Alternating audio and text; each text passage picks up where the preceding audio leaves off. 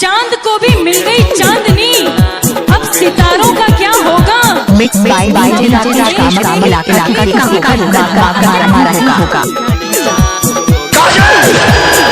झूठे प्यार पहली दोसर के बनली दुल्हनिया, झूठे प्यार पहली दोसर के बनली दुल्हनिया। दिल में दर्द देके गवाही जोगे छोड़ी, दिल में दर्द देके गवाही जोगे छोड़ी रनिया। झूठे प्यार पहली दोसर के बनली दुल्हनिया, झूठे प्यार पहली दोसर के बनली दुल्हनिया। दिल में दर्द देके गवाही जोगे छोड़ी रनिया, दिल में दर्द देके गवाही जोगे छोड़ी रनिया। हसीन तुम हो तो बुरे हम भी नहीं, हसीन तुम हो तो बुरे हम भी नहीं, महलों में तुम हो तो सड़कों पे हम भी नहीं।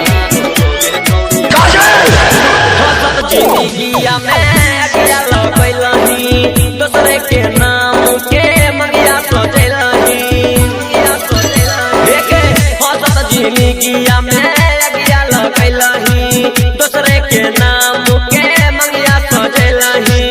दिल में बस के हम रखरी हो जान के, माने चरी हो तोड़ा अपन भगवान के, माने चरी हो तोड़ा अपन भगवान के।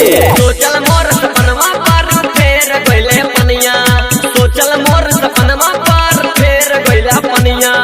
दिल में दर्द देके गवाही जोगे छोड़ी रनिया, दिल में दर्द देके गवाही जोगे छोड़ी रनिया। धोखा मिला जब प्यार में, जिंदगी में उदासी छा गई, सोचा था छोड़ देंगे इस राह को, पर आज मोहल्ले में दूसरी आ गई।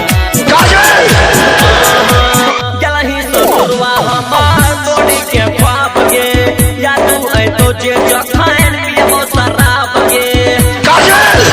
देखे गलही ससुरवा हमार तोड़ी के ख्वाब गे, या तू ऐ तो जे जखान पियबो शराब गे। संतोष सम्राट के तोय बुझली ने पील गे, तोर दलही जेपी के दिल ललित से मिल गे, तोर दलही जेपी के दिल बबलू से मिल गे। जूनियर के सारी के नाम में क्या दलही जवनिया, आज की ये शाम इतनी सुहानी न होती, हर चाहत के पीछे कोई कहानी न होती, दिल में दर्द देके गवाही कुछ तो असर जरूर होता।